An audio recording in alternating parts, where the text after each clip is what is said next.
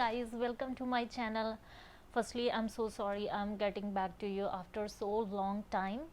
So now let's begin from the beginning. I hope कि मेरा ये वाला जड़ा ब्लॉग आ वधिया जाए. Firstly, meet my new friend Palu. Thank you. So guys, आज ਦੇ ब्लॉग ਦੇ ਵਿੱਚ ਮੈਂ ਗੱਲ ਕਰਾਂਗੀ ਕਿ what kind of skills boys and girls ਨੂੰ ਇੰਡੀਆ ਤੋਂ ਐਕਵਾਇਰ ਕਰਨੀਆਂ ਚਾਹੀਦੀਆਂ ਨੇ. ਸੋ ਉਹ ਕੈਨੇਡਾ ਦੇ ਵਿੱਚ ਆ ਕੇ ਉਹਨਾਂ ਨੂੰ ਜ਼ਿਆਦਾ ਸਟਰਗਲ ਨਾ ਕਰਨਾ ਪਵੇ. ਐਂਡ ਅਗਰ ਉਹ 20 ਆਵਰਸ ਜੋਬ ਜੋ ਉਹਨਾਂ ਨੂੰ ਐਲੋਕੇਟ ਟਾਈਮ ਕੀਤਾ ਜਾਂਦਾ, ਉਸ ਤੋਂ ਇਲਾਵਾ ਉਹ ਕਿੱਦਾਂ ਆਪਣੀ ਪੈਸਿਵ ਇਨਕਮ ਅਰਨ ਕਰ ਸਕਦੇ ਆ, ਜਾਂ ਫਿਰ ਉਹ ਪ੍ਰੋਪਰਲੀ ਹੀ ਆਪਣੀ ਸਕਿੱਲ ਜੋਬ ਦੇ ਵਿੱਚ ਕਿੱਦਾਂ ਜਾ ਸਕਦੇ ਆ. ਸੋ ਫਸਟਲੀ ਮੈਂ ਗੱਲ ਸ਼ੁਰੂ ਕਰਾਂਗੀ ਫਰੋਮ ਬॉयज़ ਕਿ ਬॉयज़ ਨੂੰ ਕਿਹੜੀਆਂ ਸਕਿੱਲਸ ਜਿਹੜੀਆਂ ਉਹਨਾਂ ਨੂੰ ਇੰਡੀਆ ਤੋਂ ਲੈ ਕੇ ਆਉਣੀਆਂ ਚਾਹੀਦੀਆਂ ਨੇ, ਉਹਨਾਂ ਨੂੰ ਕਿਹੜੇ ਕੰਮ ਸਿੱਖਣੇ ਚਾਹੀਦੇ, ਸਪੈਸ਼ਲੀ ਜਦੋਂ ਉਹਨਾਂ ਨੇ ਆਪਣੀ ਫਾਈਲ ਅਪਲਾਈ ਕੀਤੀ ਹੁੰਦੀ ਆ but they are wasting their time. So ਉਹ ਟਾਈਮ ਨੂੰ ਕਿੱਦਾਂ ਉਹ ਯੂਟੀਲਾਈਜ਼ ਕਰ ਸਕਦੇ ਆ. ਫਸਟਲੀ ਮੇਰੀ ਲਿਸਟ ਦੇ ਵਿੱਚ ਆਉਂਦਾ ਹੈ ਬਾਰਬਰ. ਜਿਹੜੀ ਇਹ ਵਾਲੀ ਜੋਬ ਇੱਥੇ ਬਹੁਤ ਜ਼ਿਆਦਾ ਡਿਮਾਂਡ ਦੇ ਵਿੱਚ ਆ. ਸੈਕਿੰਡਲੀ ਇਹਦੇ ਵਿੱਚ ਮਨੀ ਵੀ ਬਹੁਤ ਜ਼ਿਆਦਾ ਹੈ ਕਿਉਂਕਿ ਇੱਥੇ ਅਫਕੋਰਸ ਹੇਅਰ ਕਟਿੰਗ ਦੇ ਲਈ ਬਹੁਤ ਜ਼ਿਆਦਾ ਕਰਾਊਡ ਰਹਿੰਦਾ ਹੈ ਸ਼ੌਪਸ ਦੇ ਉੱਪਰ.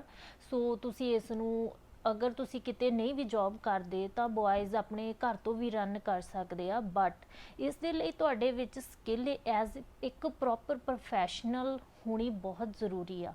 ਸੋ ਬॉयज़ ਇਹਨੂੰ ਸਿੱਖ ਸਕਦੇ ਆ. They can spend some time in India. So ਉਹਨਾਂ ਹੌਲੀ ਹੌਲੀ ਸਿੱਖ ਕੇ ਉਹ ਉਹਨਾਂ ਦੇ ਵਿੱਚ ਇਹ ਇੱਕ ਬਹੁਤ ਵਧੀਆ ਟੈਲੈਂਟ ਆ ਸਕਦਾ, ਤਾਂ ਉਹ ਇੱਥੇ ਆ ਕੇ ਬਹੁਤ ਵਧੀਆ ਹੈਂਡਸਮ ਸੈਲਰੀ ਜਿਹੜਾ ਪੈਸਾ ਅਰਨ ਕਰ ਸਕਦੇ ਆ. ਸੈਕਿੰਡਲੀ ਮੇਰੀ ਲਿਸਟ ਦੇ ਵਿੱਚ ਆਉਂਦਾ ਹੈ ਇਲੈਕਟ੍ਰੀਸ਼ੀਅਨ. ਨੋ ਡਾਊਟ ਕਿ ਇਲੈਕਟ੍ਰੀਸ਼ੀਅਨਸ ਦੀਆਂ ਜੋਬਸ ਇੱਥੇ ਹਮੇਸ਼ਾ ਡਿਮਾਂਡ ਦੇ ਵਿੱਚ ਰਹਿੰਦੀਆਂ ਨੇ ਅਗਰ ਤੁਸੀਂ ਇੰਡੀਆ ਦੇ ਵਿੱਚ ਕੋਰਸ ਕੀਤਾ ਵੀ ਹੈ ਇਸ ਫੀਲਡ ਦੇ ਰਿਲੇਟਡ, ਬਟ ਤੁਹਾਡੇ ਕੋਲ ਐਕਸਪੀਰੀਅੰਸ ਹੋਣਾ ਬਹੁਤ ਜ਼ਰੂਰੀ ਆ. ਬਿਕੋਜ਼ ਇੱਕ ਹੁੰਦੀ ਆ ਸਾਡੇ ਕੋਲ ਡਿਗਰੀ ਐਜੂਕੇਸ਼ਨ, ਇੱਕ ਹੁੰਦੀ ਆ ਸਾਡੇ ਐਜੂਕੇਸ਼ਨ ਇਨ ਆਵਰ ਹੈਂਡਸ. ਸੋ ਤੁਸੀਂ ਉਸ ਨੂੰ ਕਿੱਦਾਂ ਅਰਨ ਮੀਨਸ ਉਸ ਤੋਂ ਕਿੱਦਾਂ ਤੁਸੀਂ ਆਪਣਾ ਵਧੀਆ ਇੱਥੇ ਆ ਕੇ ਵਿਦਆਊਟ ਐਨੀ ਸਟਰਗਲ ਤੁਸੀਂ ਜੋਬਸ 'ਤੇ ਅਪਲਾਈ ਕਰ ਸਕਦੇ ਹੋ ਐਂਡ ਤੁਹਾਨੂੰ ਬਹੁਤ ਵਧੀਆ ਇਸ ਦੇ ਵਿੱਚ ਕੰਮ ਮਿਲ ਸਕਦਾ ਹੈ. ਇਸ ਤੋਂ ਇਲਾਵਾ ਆ ਜਾਂਦੇ ਆ plumbing job, denting painting, car painting and kitchen cabinets ਦਾ. ਇਹ ਸਾਰੀਆਂ ਜਿਹੜੀਆਂ ਲਿਸਟ ਮੈਂ ਦੱਸ ਰਹੀ ਹਾਂ ਇਹ ਬਹੁਤ ਜ਼ਿਆਦਾ ਹਾਈ ਡਿਮਾਂਡ ਦੇ ਵਿੱਚ ਨੇ ਹੁਣ ਦੇ ਟਾਈਮ ਦੇ ਵਿੱਚ, ਬਿਕੋਜ਼ ਕੰਸਟਰਕਸ਼ਨ ਦਾ ਕੰਮ ਡੇ ਬਾਈ ਡੇ ਕੈਨੇਡਾ ਦੇ ਵਿੱਚ ਬਹੁਤ ਇਨਕਰੀਜ਼ ਹੋ ਰਿਹਾ, specially in GTA area in Toronto. ਅਤੇ ਮੈਂ ਦੇਖਿਆ ਵਾ ਕਿ ਬਹੁਤ ਸਾਰੇ ਸਾਡੇ ਜਿਹੜੇ ਸਟੂਡੈਂਟਸ ਆ ਉਹ ਇੱਥੇ ਜਿਨ੍ਹਾਂ ਨੂੰ ਥੋੜ੍ਹੀ ਬਹੁਤੀ ਵੀ ਇੰਡੀਆ ਤੋਂ ਨੌਲੇਜ ਹੁੰਦੀ ਹੈ ਇਸ ਕੰਮ ਦੀ, ਬਹੁਤ ਵਧੀਆ ਉਹ ਅਨੁਸਾਰ ਜੋਬਸ ਦੇ ਵਿੱਚ ਲੱਗ ਜਾਂਦੇ ਆ. ਅਤੇ ਹੌਲੀ ਹੌਲੀ ਜਿੱਦਾਂ ਜਿੱਦਾਂ ਉਹ ਕੈਨੇਡਾ ਦਾ ਐਕਸਪੀਰੀਅੰਸ ਲੈਂਦੇ ਆ ਅਤੇ ਉਹਨਾਂ ਦੀ ਜਿਹੜੀ ਅਰਨਿੰਗ ਆ ਉਹ ਬਹੁਤ ਗਰੋ ਹੁੰਦੀ ਆ ਅਤੇ ਬਹੁਤ ਵਧੀਆ ਉਹ ਅਰਨ ਕਰਨ ਲੱਗ ਜਾਂਦੇ ਆ ਇਨ ਮਾਈ ਓਪੀਨੀਅਨ. ਬਿਕੋਜ਼ ਮੈਂ ਬਹੁਤ ਸਾਰੇ ਲੋਕਾਂ ਨੂੰ ਜਾਣਦੀ ਵੀ ਹਾਂ, ਮੈਂ ਦੇਖਿਆ ਵੀ ਆ. ਸੋ ਉਹਨਾਂ ਦਾ ਜਿਹੜਾ ਐਕਸਪੀਰੀਅੰਸ ਆ ਬਿਕੋਜ਼ ਉਹਨਾਂ ਦੇ ਕੋਲੇ ਐਕਸਪੀਰੀਅੰਸ ਇੰਡੀਆ ਤੋਂ ਸੀ, ਉਹਨਾਂ ਦੇ ਕੋਲੇ ਸਕਿੱਲਸ ਸੀ ਜਿਹੜੀਆਂ ਉਹ ਇੰਡੀਆ ਤੋਂ ਸੀਗੀਆਂ. ਦੈਟਸ ਵਾਈ ਇੱਥੇ ਆ ਕੇ ਉਹਨਾਂ ਨੂੰ ਜ਼ਿਆਦਾ ਸਟਰਗਲ ਨਹੀਂ ਕਰਨਾ ਪਿਆ.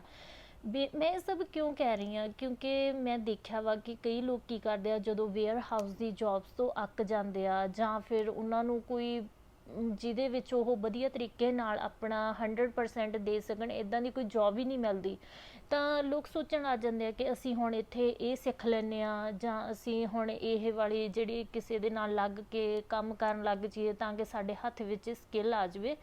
ਬਟ ਟੂ ਬੀ ਓਨੈਸਟ ਇਹ ਕੈਨੇਡਾ, ਇੱਥੇ ਤੁਹਾਡੇ ਕੋਲ ਇੰਨਾ ਟਾਈਮ ਹੀ ਨਹੀਂ ਹੁੰਦਾ ਕਿ ਤੁਸੀਂ ਆਪਣੀ ਜੋਬਸ ਨੂੰ ਛੱਡ ਕੇ ਅਤੇ ਤੁਸੀਂ ਕੁਛ ਸਿੱਖਣਾ ਸ਼ੁਰੂ ਕਰ ਦੇਵੋ.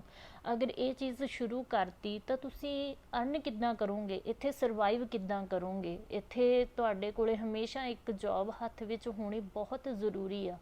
ਸੋ ਦੈਟਸ ਵਾਈ ਮੈਂ ਇਹ ਵੀਡੀਓ ਬਣਾ ਰਹੀ ਹਾਂ ਕਿ ਅਗਰ ਤੁਸੀਂ ਆ ਰਹੇ ਹੋ ਕੈਨੇਡਾ, ਤੁਹਾਡਾ ਇਨ ਫਿਊਚਰ ਪਲਾਨ ਆ, ਸੋ ਹੁਣ ਤੋਂ ਹੀ ਆਪਣੀ ਜਿਹੜੀ ਸਕਿੱਲ ਨੂੰ ਪਹਿਲਾਂ ਫਾਈਂਡ ਕਰੋ ਕਿ ਅਸੀਂ ਕਿਸ ਚੀਜ਼ ਦੇ ਵਿੱਚ ਬੈਟਰ ਹਾਂ, ਅਸੀਂ ਕਿਸ ਦੇ ਵਿੱਚ ਆਪਣਾ 100% ਦੇ ਸਕਦੇ ਹਾਂ. ਸੋ ਉਸ ਦੇ ਵਿੱਚ ਆਪਣਾ ਸ਼ੁਰੂ ਕਰੋ, ਮੀਨਸ ਆਪਣੀ ਐਕਸਪੀਰੀਅੰਸ ਨੂੰ ਸਟਾਰਟ ਕਰੋ। ਇਹ ਜਿਹੜੀ ਮੈਂ ਸਕਿੱਲਸ ਦੀ ਗੱਲ ਕਰ ਰਹੀ ਹਾਂ, ਇਹ ਵਿਦਆਊਟ ਐਜੂਕੇਸ਼ਨ ਵੀ ਆਪਾਂ ਅਰਨ ਕਰ ਸਕਦੇ ਹਾਂ। ਇਹਦੇ ਵਿੱਚ ਡਿਗਰੀ ਦੀ ਜਾਂ ਕਿਸੇ ਹੋਰ ਚੀਜ਼ ਦੀ ਲੋੜ ਨਹੀਂ ਹੁੰਦੀ। ਡਿਗਰੀ ਵਾਲੀਆਂ ਜੌਬਸ ਬਹੁਤ ਜ਼ਿਆਦਾ ਨੇ, ਬਹੁਤ ਜ਼ਿਆਦਾ। ਅਗਰ ਨੋ ਡਾਊਟ ਉਹਨਾਂ ਦੇ ਲਈ ਵੀ ਤੁਹਾਨੂੰ ਐਕਸਪੀਰੀਅੰਸ ਹੋਣਾ ਬਹੁਤ ਜ਼ਰੂਰੀ ਆ, ਬਟ ਇਸ ਵੀਡੀਓ ਦੇ ਵਿੱਚ ਮੈਂ ਡਿਗਰੀ ਦੀ ਐਜੂਕੇਸ਼ਨ ਨੂੰ ਨਹੀਂ ਇਨਕਲੂਡ ਕਰ ਰਹੀ। ਇੱਥੇ ਮੈਂ ਸਿਰਫ ਐਕਸਪੀਰੀਅੰਸ ਇਨ ਯੂਰ ਹੈਂਡਸ, ਤੁਹਾਡੇ ਕੋਲੇ ਕਿਸ ਚੀਜ਼ ਦੀ ਸਕਿੱਲ ਹੈਗੀ ਆ ਉਸ ਬਾਰੇ ਹੀ ਸਿਰਫ ਗੱਲ ਕਰਦੀ ਪਈ ਹਾਂ। ਸੋ ਅਗਰ ਮੈਂ ਹੁਣ ਸਵਿਚ ਫਰੋਮ ਬॉयज़ ਟੂ ਗਰਲਸ ਉਹਨਾਂ ਦੇ ਲਈ ਗੱਲ ਕਰਾਂ ਤਾਂ ਅਗਰ ਪਾਰਟ ਟਾਈਮ ਜੌਬਸ ਔਰ ਪੈਸਿਵ ਇਨਕਮ ਦੇ ਲਈ ਗਰਲਸ ਸਪੈਸ਼ਲੀ ਜਿਨ੍ਹਾਂ ਨੂੰ ਦੇ ਕੋਲੇ ਜਾਂ ਐਜੂਕੇਸ਼ਨ ਦੇ ਰਿਲੇਟਡ ਉਹਨਾਂ ਦੀ ਫੀਲਡ ਜੌਬਸ ਦੇ ਰਿਲੇਟਡ ਨਹੀਂ ਜ਼ਿਆਦਾ ਐਕਸਪੀਰੀਅੰਸ, ਤਾਂ ਉਹ ਪੈਸਿਵ ਅਰਨਿੰਗ ਦੇ ਲਈ ਸਿੱਖ ਸਕਦੀਆਂ ਨੇ। ਜਿਵੇਂ ਕਿ ਸਟਿਚਿੰਗ ਬਹੁਤ ਜ਼ਿਆਦਾ ਡਿਮਾਂਡ ਦੇ ਵਿੱਚ ਆ, ਇੱਥੇ ਸਟਿਚਿੰਗ ਬਹੁਤ ਐਕਸਪੈਂਸਿਵ ਆ। ਤੁਹਾਨੂੰ ਵਧੀਆ ਤਰੀਕੇ ਨਾਲ ਸੂਟ ਸਿਲਾਈ ਕਰਨੇ ਆਉਂਦੇ ਆ, ਤੁਸੀਂ ਬਹੁਤ ਵਧੀਆ ਤਰੀਕੇ ਨਾਲ ਇਹ ਕੰਮ ਸਿੱਖਿਆ ਹੋਇਆ, ਤਾਂ ਤੁਸੀਂ ਆ ਕੇ ਇੱਥੇ ਆਪਣਾ ਇਹ ਕੰਮ ਸ਼ੁਰੂ ਕਰ ਸਕਦੇ ਹੋ। ਇਹ ਜਿਹੜੀਆਂ ਸਕਿੱਲਸ ਆ ਇਹ ਲਾਈਫ ਟਾਈਮ ਲਈ ਸਾਡੇ ਕੋਲੇ ਰਹਿੰਦੀਆਂ ਨੇ। ਸੋ ਤੁਸੀਂ ਜਦੋਂ ਵੀ ਚਾਹੋ ਇਸ 'ਤੇ ਆਪਣਾ ਕੰਮ ਸ਼ੁਰੂ ਕਰ ਸਕਦੇ ਹੋ। ਐਂਡ ਇਹਦੇ ਲਈ ਤੁਹਾਨੂੰ ਕਿਤੇ ਜੋਬ ਮੰਗਣ ਜਾਣ ਦੀ ਲੋੜ ਨਹੀਂ ਹੈਗੀ, ਜਸਟ ਫਿਊ ਕੋਂਟੈਕਟਸ ਚਾਹੀਦੇ ਆ। ਤੁਸੀਂ ਫੇਸਬੁੱਕ ਮਾਰਕੀਟ ਦੇ ਉੱਪਰ ਜਾ ਕੇ ਆਪਣੀ ਐਡਵਰਟੀਜ਼ਮੈਂਟ ਕਰ ਸਕਦੇ ਹੋ, ਬਹੁਤ ਵਧੀਆ ਰਿਸਪੌਂਸ ਆਉਂਦਾ। ਐਂਡ ਇਸ ਤੋਂ ਇਲਾਵਾ ਆ ਜਾਂਦੀ ਆ ਬਿਊਟੀ ਪਾਰਲਰ ਗਰਲਸ ਦਾ। ਹਾਂ, ਇਹਦੇ ਵਿੱਚ ਬਹੁਤ ਪੈਸਾ ਹੈ, ਬਹੁਤ ਵਧੀਆ ਤੁਸੀਂ ਆਪਣੀ ਪੈਸਿਵ ਇਨਕਮ ਕਰ ਸਕਦੇ ਹੋ। ਕਈ ਮੈਂ ਦੇਖਿਆ ਕਿ ਥੋੜ੍ਹੇ ਟਾਈਮ ਦੇ ਲਈ 2 ਔਰ 3 ਮੰਥਸ ਲਗਾ ਕੇ ਆਪਣੇ ਗਰਲਸ ਆ ਜਿਹੜੀਆਂ ਉਹ ਅੱਕ ਜਾਂਦੀਆਂ ਕਿ ਸਾਨੂੰ ਹੁਣ ਜਾਂ ਕਹਿ ਦਿੰਦੇ ਸਾਨੂੰ ਇਹ ਕੰਮ ਆਉਣ ਲੱਗ ਗਿਆ। ਨੋ, ਤੁਹਾਡੇ ਹੱਥ ਵਿੱਚ ਬਹੁਤ ਸਫਾਈ ਹੋਣੀ ਚਾਹੀਦੀ ਆ। ਇਹ ਨਹੀਂ ਹੈਗਾ ਕਿ ਕਸਟਮਰ ਤੁਹਾਡੇ ਕੋਲ ਇੱਕ ਵਾਰ ਆਵੇ ਅਤੇ ਮੁੜ ਕੇ ਆਵੇ ਹੀ ਨਾ। ਸੋ ਤੁਸੀਂ ਇੰਨੇ ਕੁ ਆਪਣੇ ਆਪ ਨੂੰ ਪ੍ਰੋਫੈਸ਼ਨਲ ਬਣਾਓ। ਇੰਡੀਆ ਦੇ ਵਿੱਚ, ਮੈਂ ਸਿਰਫ ਇੰਡੀਆ ਦੇ ਵਿੱਚ ਰਹਿ ਰਹੇ ਲੋਕਾਂ ਦੀ ਗੱਲ ਕਰ ਰਹੀ ਹਾਂ ਜਿਨ੍ਹਾਂ ਦਾ ਪਲਾਨ ਆ ਇੱਥੇ ਕੈਨੇਡਾ 'ਚ ਮੂਵ ਹੋਣ ਦਾ, ਕਿ ਅਗਰ ਤੁਹਾਨੂੰ ਇਹਨਾਂ ਚੀਜ਼ਾਂ ਦਾ ਸ਼ੌਂਕ ਹੈ ਜਾਂ ਫਿਰ ਤੁਸੀਂ ਕੋਈ ਐਕਸਟਰਾ ਸਕਿੱਲ ਬਾਰੇ ਸੋਚ ਰਹੇ ਹੋ ਕਿ ਅਸੀਂ ਜਾ ਕੇ ਕੈਨੇਡਾ 'ਚ ਕੀ ਕਰਾਂਗੇ, ਤਾਂ ਤੁਹਾਡੇ ਕੋਲ ਟਾਈਮ ਹੈ ਤਾਂ ਸਿੱਖਣਾ ਸ਼ੁਰੂ ਕਰੋ। ਆਪਣੇ ਆਪ ਇੰਟਰਸਟ ਵੀ ਬਣ ਜਾਂਦਾ ਹੁੰਦਾ।